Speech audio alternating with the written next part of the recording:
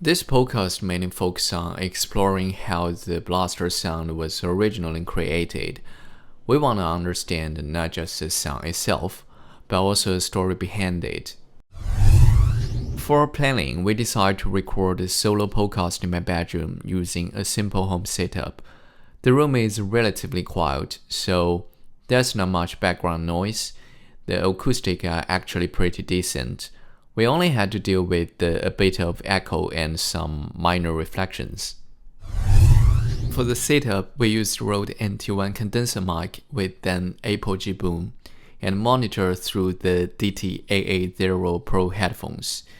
We recorded everything in Logic Pro using plugins like EQ and Reverb. During recording process, we focused on capturing clean voice audio in home setup.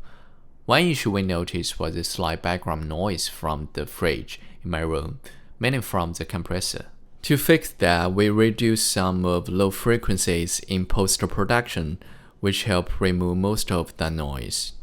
Other than that, we didn't run into any major problems. Overall, the setup worked really well for podcast recording and was more than enough for what we needed. In post-production, we kept things pretty simple. We did some light EQ adjustments, mainly reducing low frequency to remove background noise from the room. We also did some basic editing like cutting and arranging the audios. And to make the podcast smoother and easier to follow, we added a few transition effects. Overall, the goal was to keep everything clean and natural, rather than heavily processed. One of our main successes was being able to create a podcast-style listening experience using a relatively simple home setup. Despite limited equipment and space, the final result still feels clear and engaging. However, we also faced several challenges. Firstly, recording in a bedroom is not acoustically ideal, so we had to deal with issues like room reflections and unwanted echo. During the process, we found that some of these problems could be improved in post-production, for example, by adjusting reverb and balancing the drive and wear levels. Another challenge was making the podcast sound natural rather than scripted.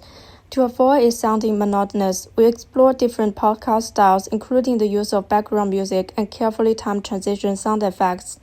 These elements help make the overall listening experience more dynamic and less like simply reading a script. Through this project, we realized that different types of content need different setups to get the best result. We also learned that making a podcast is not just about recording clear voice.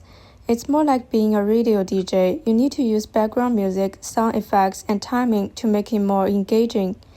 If it's just plain talking, it can get boring very quickly.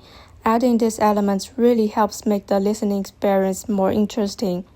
This experience changed how we think about audio design, especially how to make content more interesting.